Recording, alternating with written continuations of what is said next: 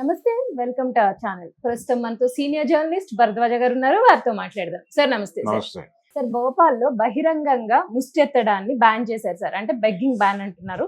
అసలు దీని పరిణామాలు ఏంటి సార్? అంటే అక్కడ కలెక్టర్ కౌశలేంద్ర విక్రమ్ సింగ్ అని ఆయన భోపాల్ పర్యాటక ప్రదేశం కదా, ఇక్కడ చాలా మంది బయట దేశాల వాళ్ళు కూడా వస్తూ ఉంటారు. ఈ వచ్చినప్పుడు ఈ బహిరంగ ప్రదేశాల్లో ఇలా వీళ్ళు బెగ్గింగ్ చేయటం వలన భారతదేశ పరువు వీధిని పెట్టేస్తున్నారు అనే అభిప్రాయం చాలా కాలంగా ఉంది ప్రజల్లో. ఈ రోజున కొత్త కాదు.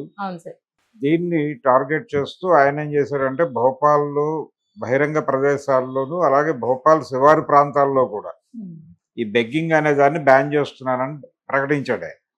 ఆ మేరకు ఉత్తర్వులు జారీ అయిపోయినాయి. ఇప్పుడు బహిరంగంగా ఎవరన్నా ఇలా ముష్టి ఎత్తితే వాళ్ళని అరెస్ట్ చేసి తీసుకెళ్ళి అంటే మనకు గతంలో ఒక ఎక్స్పీరియన్స్ ఉంది. ఢిల్లీలో ఏదైనా సెన్సేషనల్ ఇంటర్నేషనల్ ఈవెంట్ జరిగినప్పుడు ఢిల్లీలో ఉన్నటువంటి ముష్టి వాళ్ళందరినీ సేకరించి వాళ్ళందరినీ వ్యానుల్లో ఎక్కించి వేరే చోటకి తరలించి ఆ ఈవెంట్ జరిగానన్న అంతకాలం వాళ్ళని సిటీలోకి ఎంటర్ కానిచ్చేవాళ్ళు కాదు. ఇలాంటి ఏర్పాట్లు మొదటి నుంచి ఉన్నాయి మనకంటే. ఏషియాడ్ జరిగినప్పుడు ఉన్నాయి, ఈ మధ్య కాలంలో కూడా. అలాగే అమెరికన్ ప్రెసిడెంట్ ఇలాంటి వాళ్ళు ఎవరైనా వచ్చినప్పుడు కూడా రోడ్ల మీద ఎక్కడా ముష్టి వాళ్ళు కనిపించకుండా జాగ్రత్తలు తీసుకోవటం ఇలాంటివి మన వాళ్ళు చేస్తూ ఉంటారు మొదటి నుంచి. కానీ అసలు బేసికల్గా ఈ ముష్టి వాళ్ళు ఎక్కడి నుంచి ఉత్పత్తి అవుతున్నారు అనే దగ్గర కదా నువ్వు పని చేయాల్సింది. అది మానేసి వీళ్ళు ముష్టి వాళ్ళని మేము రోడ్డు మీద ఎవరైనా ముష్టి ఎత్తితే మేము సహించం అని చెప్పి మాట్లాడుతూ ఉంటారు. అలాగే ఈ ముష్టి బ్యాన్ చేయటం ద్వారా వీళ్ళందరిలోనూ కష్టపడే తత్వాన్ని పెంచుతాము అని చెప్తారు. కానీ అది ఐడియాలజీ బాగానే ఉంటుంది, మాట్లాడేటప్పుడు బాగానే ఉంటుంది, కానీ మరి కష్టపడతాము అన్న వాళ్ళకి పని దొరుకుతుందా అనేది ఒక గొడవ. ఇంకోటి, వీళ్ళందరూ ఎక్కడి నుంచి వస్తున్నారు? ఇప్పుడు రోడ్ల మీద ఏ ఆధారం లేకుండా పడుకుని ఉంటారు. వాళ్ళకి ఏ ఇతర ఆస్తులు ఉండవు. ఏ ఆస్తులు లేకుండా నగరాల్లోకి వచ్చి రోడ్ల మీద పడుకుంటున్నటువంటి వాళ్ళల్లో మెజారిటీ జనాలు ఎక్కడో చోట నిర్వాసితులైన వాళ్ళే. అంటే ఎక్కడో చోట భూములు కోల్పోయి ఇక్కడికి వచ్చిన వాళ్ళే. అది రకరకాల ప్రాజెక్టుల కింద కావచ్చు. ఇప్పుడు నాగార్జున సాగర్ ప్రాజెక్టు కింద భూములు కోల్పోయిన వాళ్ళకే సెటిల్మెంట్లు జరగలేదు ఇంకా. కాబట్టి చాలా ప్రాజెక్టుల కింద నిర్వాసితులు అయిపోయినటువంటి వాళ్ళు ఆ దగ్గరలో ఉన్న నగరానికి వెళ్ళి ఏదో రకంగా బతికేస్తూ ఉంటారు. వీళ్ళు ఎక్కడో చోట ఏదో ప్రభుత్వ పౌరంబోకు భూమిలో ఎక్కడో గుడిసెలు వేసుకుని బతుకుతారు ఒక దశలో. ఈ మధ్య కాలంలో అక్కడ కూడా ప్రభుత్వాలు వీళ్ళని బతకనివ్వట్ల, అక్కడ కూడా గెంటేస్తున్నారు. అంటే ప్రభుత్వ ఆస్తుల పరిరక్షణ అనేది ప్రభుత్వాలు గతంలో కంటే ఇప్పుడు ఎక్కువ పట్టించుకుంటున్నాయి.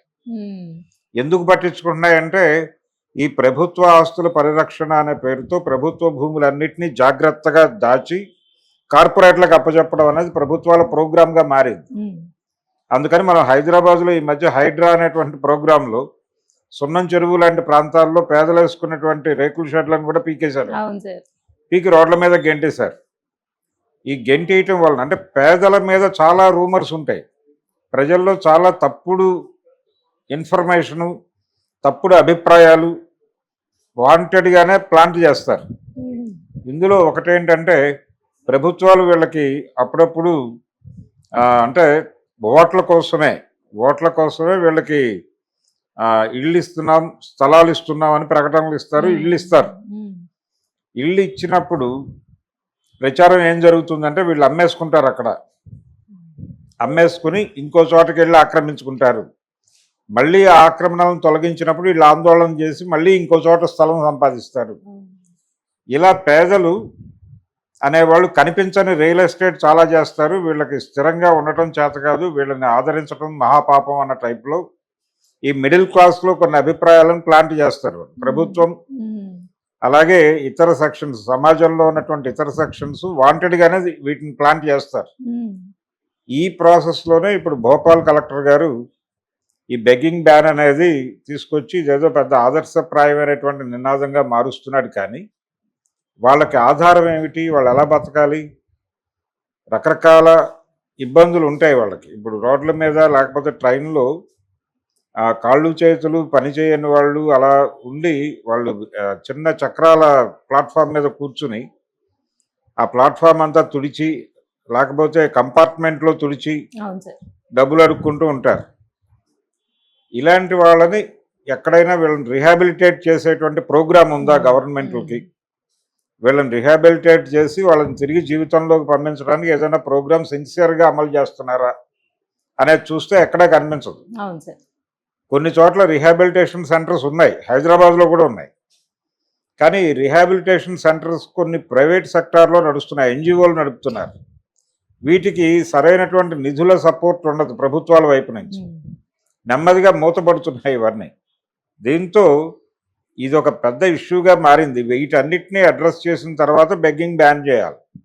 ఇవేవి లేకుండా వన్ సైడెడ్గా నిర్ణయం తీసుకుని అవును సార్. బెగ్గింగ్ బ్యాన్ ఈ రోజు నుంచి ఎవరైనా ముష్టెత్తితే క్షమించడం అంటే కుదరదు.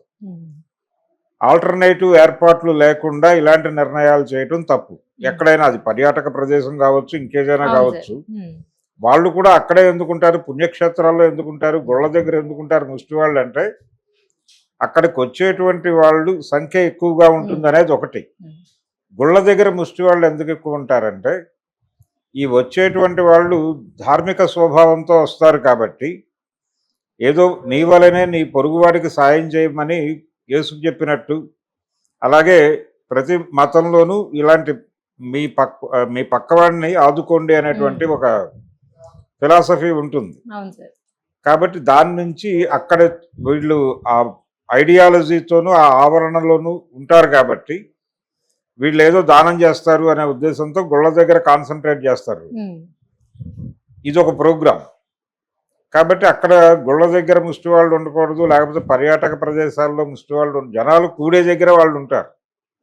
జనాలు కూడని చోట్ల తీసుకెళ్లి ఊరు బయట పాడేస్తే వాళ్ళు ఎలా బతకాలి, ఎవరిని అడుక్కోవాలి వాళ్ళు అనేది పరిస్థితి. రెండోది ఇంకొక వర్షన్ ఉంది, ఇంకొక ఐడియా ఉంది దీనికి. ఆ ఇంకో ఐడియా ఏంటంటే బెగ్గింగ్ బ్యాన్ చేయాలి అనుకున్నప్పుడు ప్రభుత్వమే అంటే అర్హులైనటువంటి ముష్టి వాళ్ళని గుర్తించాలి. ముందు ఎన్రోల్మెంట్ సెంటర్లు పెట్టి మాకు ఏ ఆధారము లేదు, ఇది తప్ప ఎవరో ఒకళ్ళు సహాయం చేస్తే తప్ప మా బతుకు వెళ్ళదు, మాకు ఏ రకమైన సపోర్టు లేదు, మా శరీరం కూడా మేము బతకడానికి సహకరించదు, కానీ ప్రాణం ఉన్నంతకాలం బతకాలంటే ఏదో ఒకటి తినాలి కాబట్టి డబ్బులు కావాలి కాబట్టి మేము ముష్టించుకుంటున్నాం అనే పరిస్థితిలో ఉన్నవాళ్ళు ఎవరు అనేది ఐడెంటిఫై చేసి వాళ్ళకి అంటే వాళ్ళకి రిహాబిలిటేషన్ చేసి ప్రభుత్వాలు కావాలంటే ఈ రిహాబిలిటేషన్ సెంటర్లని నిర్వహించడం కోసం కార్పొరేట్ కంపెనీలకు, వీళ్ళు ఏ కార్పొరేట్ కంపెనీలకు అయితే ఫెసిలిటేట్ చేస్తున్నారో ఈ కార్పొరేట్ కంపెనీలకి ఒక సెస్ వేసి వీళ్ళ కోసం, అంటే వాళ్ళు చేసే ప్రతి ఆర్థిక లావాదేవీలోనూ 0.5% అయినా సరే, అంతకంటే తక్కువైనా 0.1% అయినా సరే ఒక ప్రత్యేకమైన సెస్ వేసి ప్రతి ఆర్థిక లావాదేవీలోనూ ఈ డబ్బుల్ని తీసుకెళ్ళి అక్కడ నిర్వహించవచ్చు. అలాంటి ఆల్టర్నేటివ్ ఏదైనా చేసినా కానీ ఇలాంటి నిర్ణయాలు తీసుకుంటే బాగానే ఉంటుంది. కానీ ఇలాంటి ప్రత్యామ్నాయ ఆలోచనలు ఏవీ లేకుండా వన్ సైడెడ్గా బెగ్గింగ్ బ్యాన్ అనేసి ఆయనని దీన్ని దేశవ్యాప్తం చేస్తామని